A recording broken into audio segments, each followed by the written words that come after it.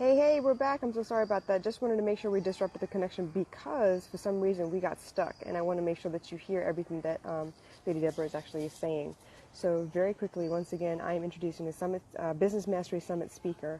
Her name is Prophetess Deborah Allen, and she is on Shawnee's Elevation Network TV, the platform, and she has her own show. So she has Fierce TV and she also has Fierce Radio. But as she was mentioning, she's had a brick and mortar business for about 10 years as well, where it started off as a nonprofit and ended up as a for-profit child care facility. And I'm just waiting for her to jump back on here real quick.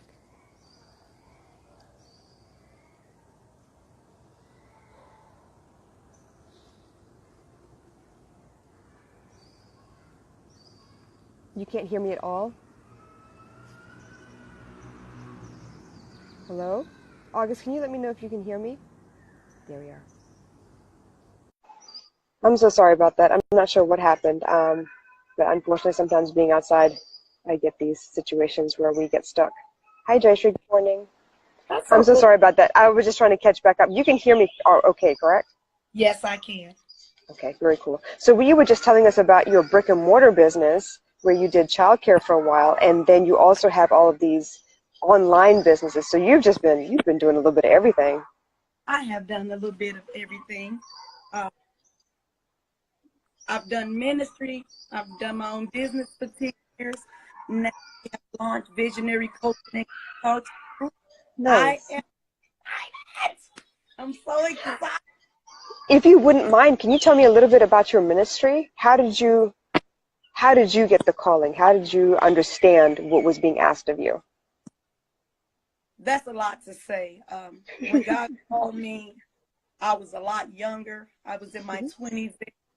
When my husband started pastoring, I was actually young. When my husband started pastoring, I may have been about 25 years old. Okay. But I was in ministry before that. God Okay. called me, always let me know that I was going to work with women and people and be a part of ministry. I always that God will use me to help other people.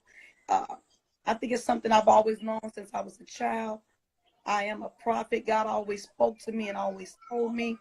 I knew, but I didn't want to know. It was a calling that I did not It's want to kind of overwhelming sometimes, right?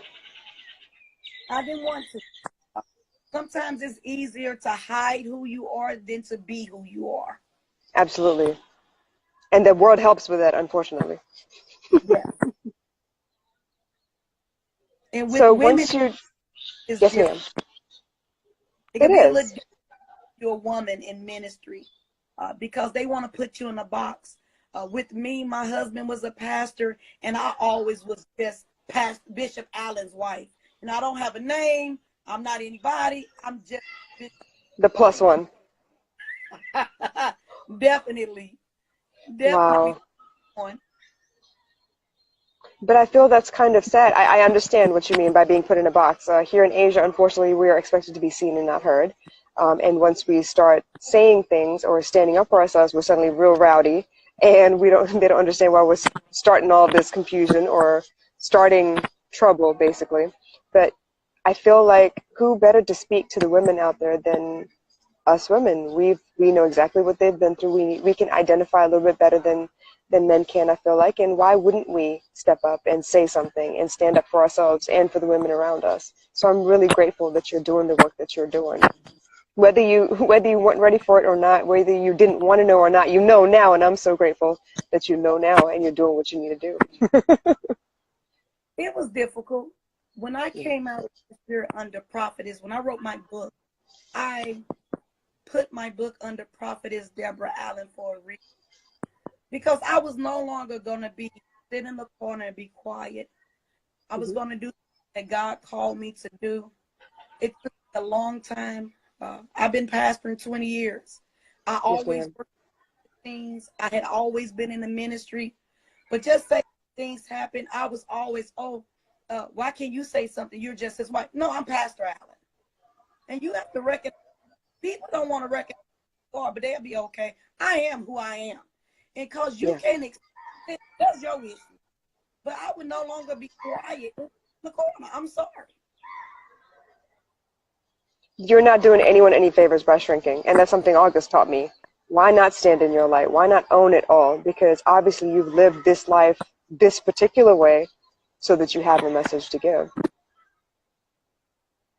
All of your experiences, everything that's brought you to this point, any change along the way, and you'd be a different person. So I'm very grateful. Now, I haven't had a chance to talk to you before now. This is kind of our first introduction as I introduce you to Asia. But what is maybe one or two things that you really live your life by? Like maybe two ideals or values or sayings that get you through the day every day? Well, I was the women. I came of the very early. I was a teenage mother. Nothing will break you unless you allow it. Yes. Why I am who I am. And I am older, I'm wiser. I want to be who God created me to be. I want to be who you say I am. And yeah. when I my own ministry, my husband Bishop was like, well, you're going to separate yourself. I said, no, I'm not separating myself from our ministry, but I also have my own voice. I was one of them. I came out of abusive. First marriage was very abusive. I'm sorry. I was a teenage mother. Stayed with a man the first time around because children young, and I had no options. Yeah. So sometimes we stay because we don't have no other option. Yeah. But guess close to the field, I have options whatever I want to be, and that's how I feel this season. I'm a woman. I've raised children. I got 6. I have adult children as well as small children. Anything I want to be, and that's how you draw those lines. I do. Nobody determines to me who I can be. Exactly. So with your book, I know everything is named fierce, and I feel that. I feel the energy from you, because sometimes you have to. You kind of have to be fierce to give yourself and other people permission to be themselves. Sometimes it's only a fierce energy to kind of break out of that box, those pigeonholes that people want to stick us in. And the fact that you're actually coming out to talk about those things, to teach people that it's okay, and you're giving them permission by living in your light. And I really appreciate that about you. Yeah, fierce became its own movement. Somebody asked me who I was one day, and I heard my book, Fierce. I've had to fight to survive. I didn't come from easy. I'm a fighter. I don't want nobody pity. I don't need that. I have survived. Courage. I am not broken. I am not bruised. I've been through some things, but I made it. And if I made it when in my 20s, I'm 46. I'm sure enough gonna make it now. Well, you don't even look 46. You look very young. Your energy, your spirit kind of precedes you. You seem very young to me. You'd mentioned that you don't need anyone's pity, and I think that's something that I feel like you need to say more about, because I don't think people understand what it means to feel pity. I have a lot of people who speak to me and are around me, and they feel like they need the pity because that's how they feel important, but I kind of feel like it defeats the purpose of having survived certain things. When people treat you with pity, it's almost like they disregard all the struggles that you've come through. And I don't particularly like it. And I know from what you said, you don't either. Would you explain how you see pity? What I mean by pity is sometimes we want other people to feel sorry. And what I mean by that is, oh my life, things haven't been, an excuse. Or, that's it as a child, that's crippled me, and I can't. No, nothing cripples me. Nothing can beat me. Exactly. Sometimes we want people to feel sorry for us. Or people to pat us. All we used to be while we feel in the position that we need to go. And sometimes it's a cut where I can't because this happened to me. Well, I can't move because that happened to me. The devil is a liar. If I have to, I can do anything. My husband was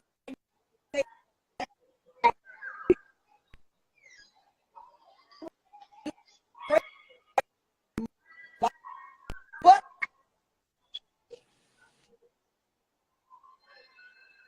and I held on.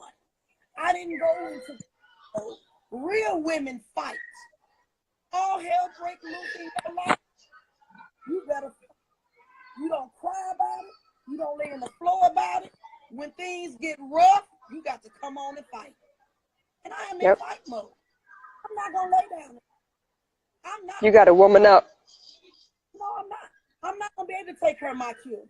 I'm not gonna be at the mercy of somebody else. No, I'm gonna work and provide for my children. Yes, ma'am. I hear that. And I understand. I feel the same way. I am a single mom at the moment, and I didn't start out to be. That was something I was fighting really hard against being, but apparently that was part of my journey, so I had to accept it.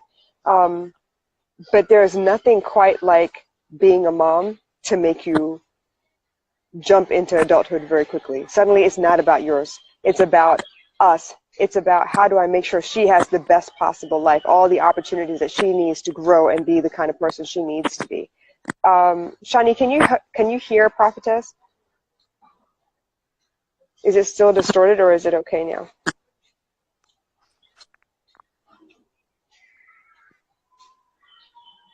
So like I was saying just now, you said you were a teenage mother. At that age, I can only imagine the lessons you learned and real quick, fast, and in a hurry because you didn't have the time to sit and dwell on it. You had about 10 months to get prepared, and then baby was there already. August, you can hear us both perfect. Okay. Definitely. So from there, there's something to being a teenage mom. Because, and it's something that a lot of women experience. And I do, you know, people see me now. They see, oh, Prophetess Deborah, you do it. But you didn't see me 30 years ago. You see me now. And I don't have to tell people, because if they look at me now, they would never know I had my son when I was 15. I did. But I say that because it wasn't wise. And what happens to us as women, we have children young, and then we become mothers before we become women. And we have no idea who we are. I know who I was. I was in my 20s when I went through my first divorce. But it gave me my voice. And some people not worthy of us. Some people you can't be with. You don't honor the gift that I am. You're not worthy of me. I'm sorry. and I feel like a lot of times people don't understand it's okay to outgrow people. Sometimes they're there for a season, they teach you what they need to teach you, and then you need to move on. You can't do no more good where you are. You kind of need to level up. Some people are never meant to be a part of your life. Some people are just not for you. Some people, when we were younger, we didn't know any better. It was different circumstances, but I grew up. I'm not that person anymore. And it's okay. It can work out so big. And that just means that the person that is for you, then you'll be ready when they come. Yeah, absolutely. You can't be with them. You just can't. It's almost like fighting your spirit when you're trying to make something work that isn't meant to work. And that's more chaos than most people can handle. I could not take it. It was too much. It was too much noise in my head. It was too painful for me because I was fighting my own spirit, just trying to make a family work. We fight. When in my first marriage, I was young when I married. All through my teenage years, all through my early 20s, in a violent marriage. I was in a relationship that was. It's okay. It made. I feel that pain is why I'm sorry. You know what? It was good for me because it taught me a whole lot of things. It taught me what I was worth. It taught me who I was. It taught me I was better than that. It taught me that I didn't deserve that. and it taught me that I wasn't going to take that. Yeah. I It forced you to find your voice, didn't it? It made me. Mm-hmm. It made. I was in my 20s. I could not imagine living like that for the rest of life. I told God, surely you didn't save me for this. I never believed that God intended for that. That's not how the story. And I'm sorry. I tried to make it work for my son. I had 2 sons, all I could, but it just could not be. I couldn't be miserable with anymore. Because your sons see that too. And what they need is a strong parent that's happy. Both parents need to be happy. And if they can't be happy together, then, well, so be it. At that point, I didn't care. Yeah, of course. But that's a good thing. I'm so glad.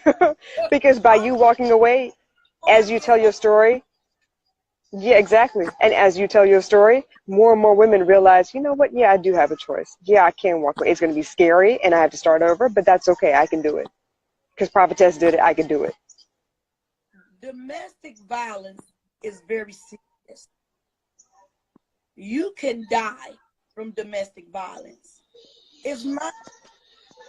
If we downplay violence, but I really was in a relationship that I could have died from.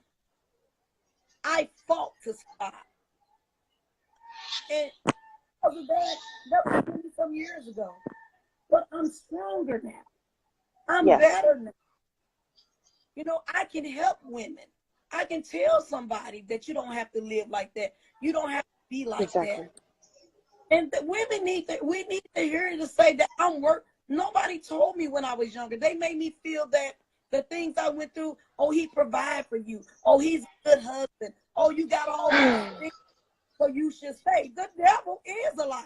If I stay, I'm going to tell him. I'm just saying, I'm sorry. No, it's okay. But, I mean, that's where you were in that place, in that situation.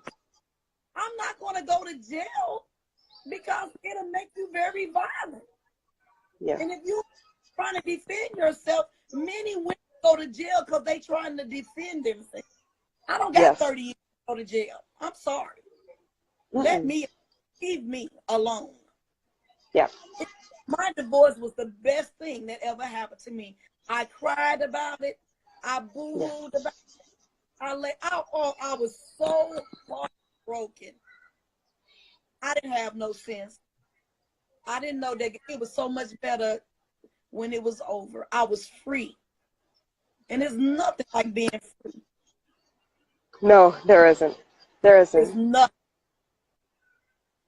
And once you walk away from a relationship like that, you will never stand for anything even remotely close to that again. You'll start putting your foot down before it even comes to you. Yeah. You already say no. Yeah. Nope, I don't need that. Thank you. Keep on going this way. I'm going to go this way. It'll be all right. So with your ministry, with Fierce TV, with Fierce Radio, how did you get started in radio? How did you decide which are you more comfortable with, you think? Do you like the TV aspect better or do you like radio better? You know what? Because you have a voice for both, I'm just saying. I think God blessed me with the personality to do both. Okay. Even though I'm a leader, I feel that I'm relatable. I don't mind talking about things that people go through. I wrote because my biggest thing has been a pastor's wife. My husband is a bishop. We have to put on this facade that life is just everything is okay. I wrote fear because women feel like we have to play a role. I have to be the pretty woman. I have to stay quiet. No. I wrote fear to encourage people to be strong. My book is written to tell people it's okay if you've been down. It's okay if you've been through. It's okay if you've been divorced. It's okay if you've been battered. Everything that you went through it not for nothing, but it's for purpose. Yeah. That's why I wrote Absolutely. Fear. I'm so glad you did. It's a book and we are so strong. And I'm I so much. identify with that mostly because in Asia, there are roles you have to play. The wife is supposed to be quiet and stay in the kitchen, and the man provides, and he can go and come as he pleases, but as long as there's dinner on the table, he's not going to complain. But that's not living either. I don't think that's living. No. And that I felt when my he was in a hospital with cancer. And a lot of the saints would say, well, told him he had been diagnosed with cancer. Don't speak that word. Why not? I'm not ashamed that it is. It's all over the world. Children have cancer. Why do we There's no point in ignoring it. I'm so sick of the fakeness. Yeah. My husband had stage 4 cancer. Amen. But God did a miracle. God has done something so phenomenal that is not growing, is doing nothing. God is an amazing God. Helped him. God has blessed him. God has put that thing in remission. Nothing. Amen. But I am not ashamed of what I'm doing. It's life. People can't heal if we hide everything. Oh, I'm ashamed Exactly. because I'm a pastor and my husband's a bishop and he has cancer. No, I'm not ashamed. But what is there to be ashamed of? I don't get that. I see what you're saying, definitely. And if the people Because that are in positions to be looked up at, if they can't be honest about their lives, where do we get our faith from? exactly. And people feel because you say you go through things that you get. No, I don't give power to it. We defeated cancer. We beat it. But the mentality is, and what I'm saying is, we so worried about looks that we don't deal with. Yeah. I can't tell somebody that my family came through cancer and we survived it, because for a leader, it doesn't look. But that's what stuff happens. But isn't that the best place to be able to tell your truth from? So the people that are in your congregation to look up on you like, wow, you know what? They kept the faith. Yes, they went through that, but they found a way to still be happy and still love each other through all of that, and they are still together. How many people are broken up through situations like that? They decide, I can't handle this, I'm leaving. I've heard so many of those stories. No, it's Let me not tell pretty, you, but it's real. it is. And Bishop Allen has been a blessing to me. Had I not divorced, I never would have found the man that God had specifically for me, where he found me. Exactly. Chased me and pursued me and caught me. Oh, that's so sweet. I love that. I love that. So yes, I am glad you wrote Fierce. I am glad you're breaking the mold, because it shouldn't have existed in the first place, but since it did, I'm glad you're the one that broke it. I'm glad you're the one who's giving a voice to people who are being told they can't speak up, that they should just look a certain way and just support, and that's it. But aren't you doing the ultimate support by spreading the word as well, just alongside him?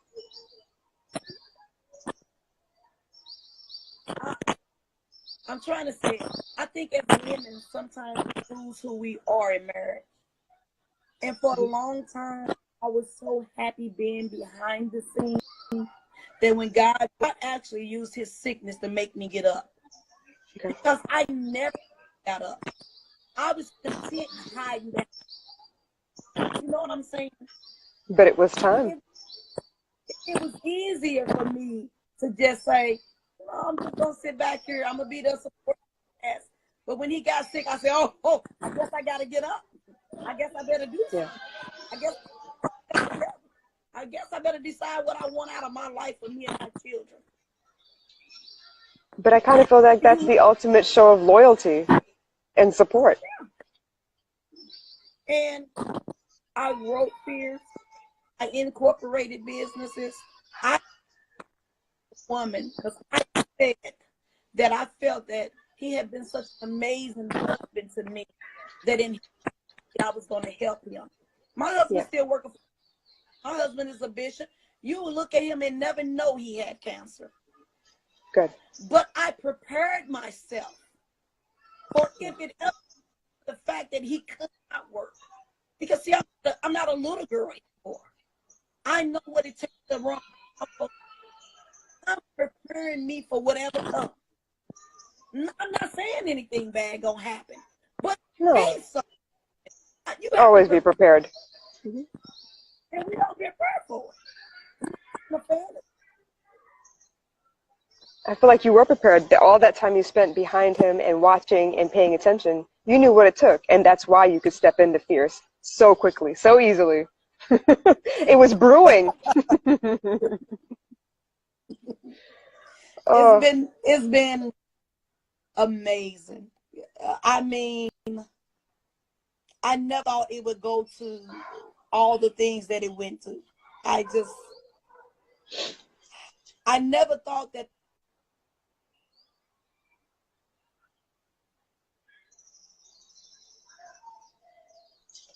excuse me. I just never thought it would take me and make me be who I was destined to be.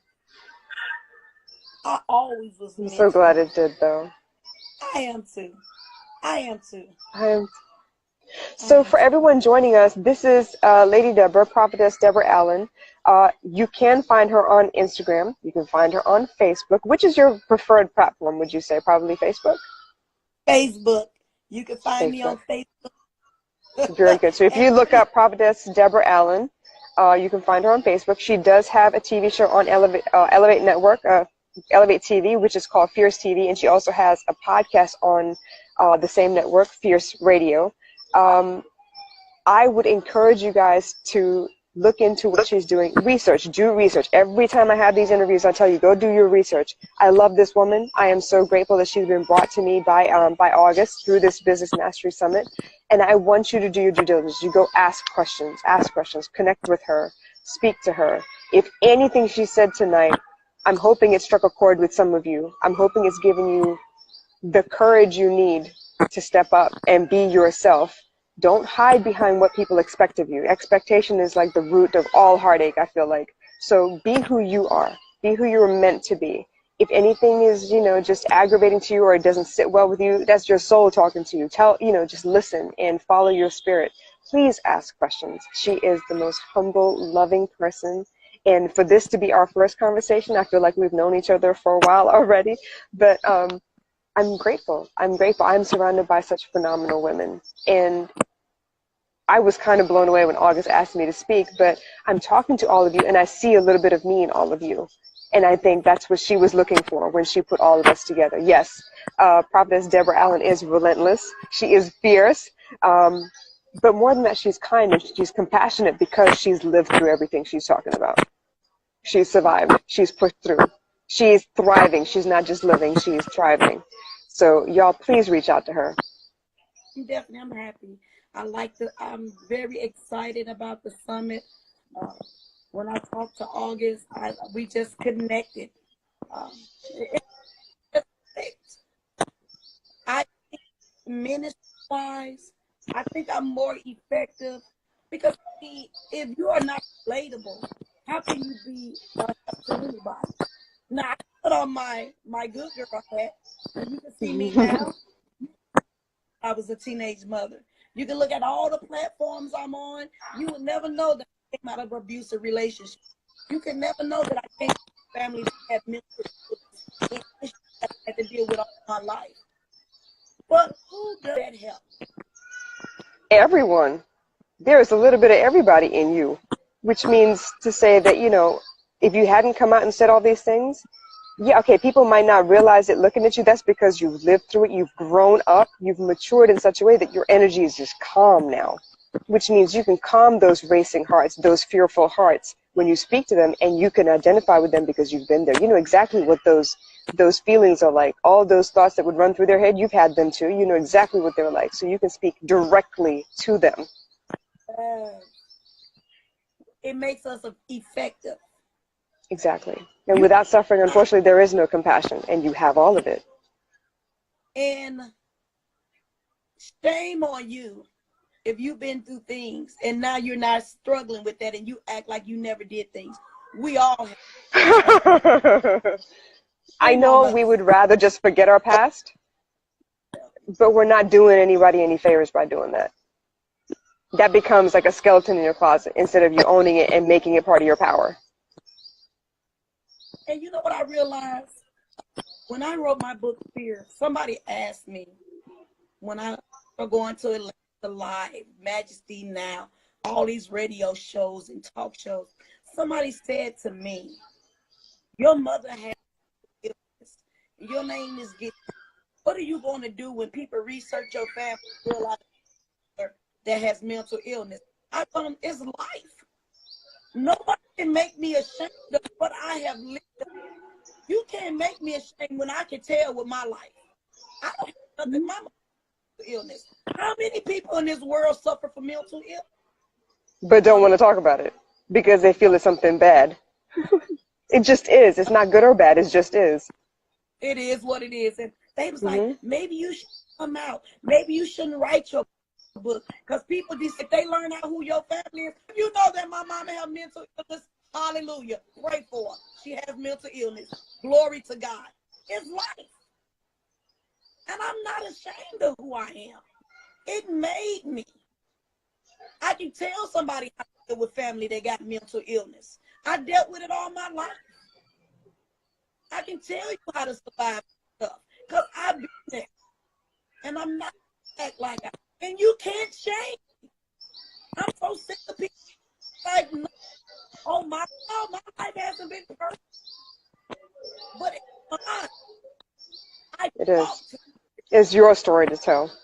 And that's why you're telling it. That's right. I earned the right to say what I want. I earned the right to be who I want to be. This is my space. I told Bishop Allen, I am the queen of Sheba. I love that. I haven't heard that in so long. Yes, ma'am. Absolutely. In August, you hear this, it's time. So we have a surprise cooked up for later on. But yeah, you are speaking life into me and you're affirming everything that I've decided to do. My life has always been an open book, and I've always answered questions that people ask, but only if people ask. But now it's time to tell people who exactly I am, so they no longer have to ask. They already know. Our women are hurt. Yeah, nobody could have ever told me 30 years ago that I was stupid. But I know how it is. You're a teenage mother and you don't know where you and your son gonna sleep. I know how it is to walk the streets and you don't know what you're gonna do with your life. I know what it feels like for your husband to leave and you don't know how you're gonna pay your bills. But I made it. I want other women to see me and know, baby, you can make it. You can do it. I know it's hard. I'm here. Yeah. I incorporate my ministry for women. So many women in Africa, so many women in other places have been going through so much. Reach out to me because nobody told them it was okay. Then I want to go. And I felt that I never thought that 15-year-old me would be able to do enough. It's been worth it. It is. It's worth it. And I feel like this panel of women will show everybody that there's no point in suffering in silence. Don't suffer in silence. Speak up. I can't help you if you don't tell me what you need. But we did it for so long. We so did. Many women all over our world, we have done it. All we've done is we want to stay off our children. Forget, I told my kids, I'm sorry. I tried. I did the best I could do. But this worked.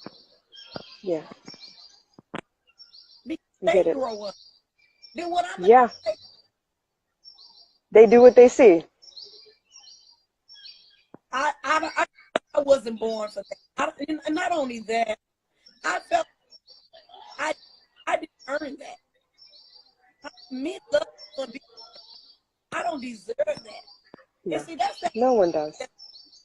That never treated you. I don't do that. I'm not a doormat. I'm not to be hit. I'm not to be pushed. I'm not to be kicked.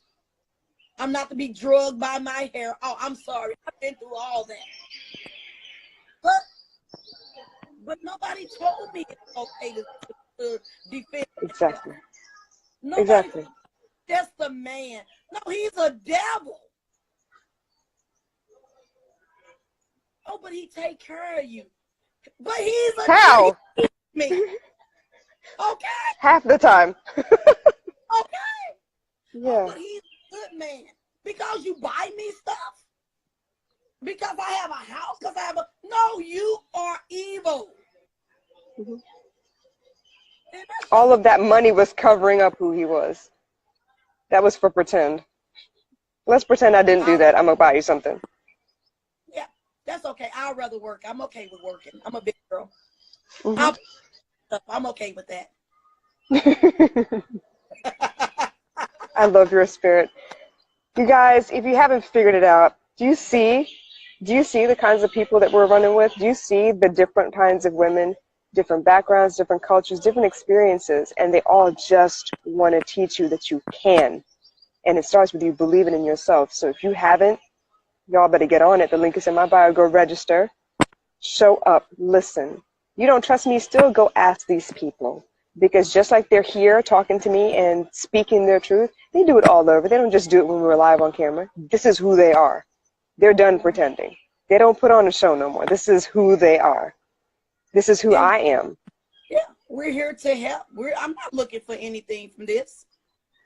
I liked it, what August was doing. I liked the idea of helping women. Yeah. I wanted to help. Maybe if somebody would have helped me when I was younger, I would have left quicker. You ever thought about that? And I think that's the only thing we're looking for. That's the only expectation we have. If we can save a couple of you, okay? Save a couple of you from this rhetoric you keep telling yourself that you can't. I'm not supposed to. I'm not allowed. Father, you make your rules. Break all of that. You're not. I thought I was too old. My book came out, I was 46. But like, God, so much time has passed. You know, when women, we get in our 40s, like, it's too late for me. That clock is ticking. Yeah, I hear you. But you haven't even hit half your life, and people don't get it. Yeah, okay, 20 is young, but so is 30, so is 40, so is 50. That's still young. You're only halfway through. We still got work to do. Sometimes it's the lie that the enemy tell us, or we listen to people, and we feel like time passed too much. Sometimes the story's not ready till later. I love this. I'm so glad. So you guys, please follow Lady Deborah Allen. Go look her up on Facebook. It's Prophetess Deborah Allen on Facebook.